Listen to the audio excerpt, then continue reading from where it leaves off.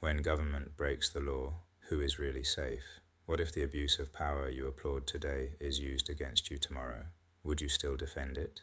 Welcome to Talks with Abiodun, where we help Africans understand leadership, public policy, current affairs, and the creator economy through meaningful conversations. I'm Abiodun Akintola, and today we're discussing a question every Nigerian should think about. Who protects the ordinary citizen when the rule of law is ignored?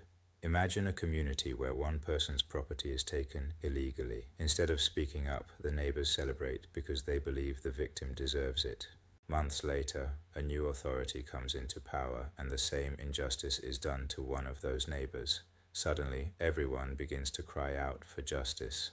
The truth is simple. Injustice never stays where it starts. Once we normalize it, it has a way of finding new victims. This isn't just about politics, it's about the kind of society we are building. Many times, citizens overlook actions that violate the law simply because they benefit their preferred political party, ethnic group, religion, or personal interests. We convince ourselves that it's acceptable because our side is winning. But here's the question. What happens when power changes hands? History has shown us that governments come and go. Political alliances change. Those who hold power today may lose it tomorrow. Yet, when institutions are weakened and laws are applied selectively, everyone eventually pays the price. The rule of law isn't designed to protect only politicians or the powerful. It exists to protect every citizen equally. Once we begin to justify unlawful actions because they favor us, we weaken the very system we may one day depend on for justice. A healthy democracy isn't built on powerful individuals. It's built on strong institutions, independent courts, accountable leaders, and citizens who defend principles even when it's inconvenient.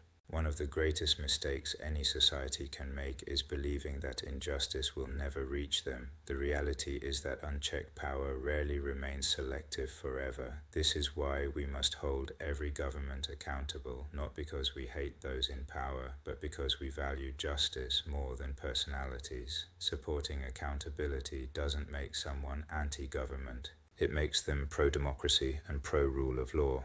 As the saying goes, you may own today, but only God owns tomorrow. The authority you celebrate today may become the authority that turns against you tomorrow. That's why we must defend institutions instead of individuals and principles instead of politics. Nigeria deserves a future where justice is consistent, where laws apply equally to everyone, and where no citizen has to fear arbitrary abuse of power. So let me leave you with this question. Should we defend the rule of law only when it benefits us, or should we defend it because it's the foundation of a just society? I'd genuinely love to hear your thoughts.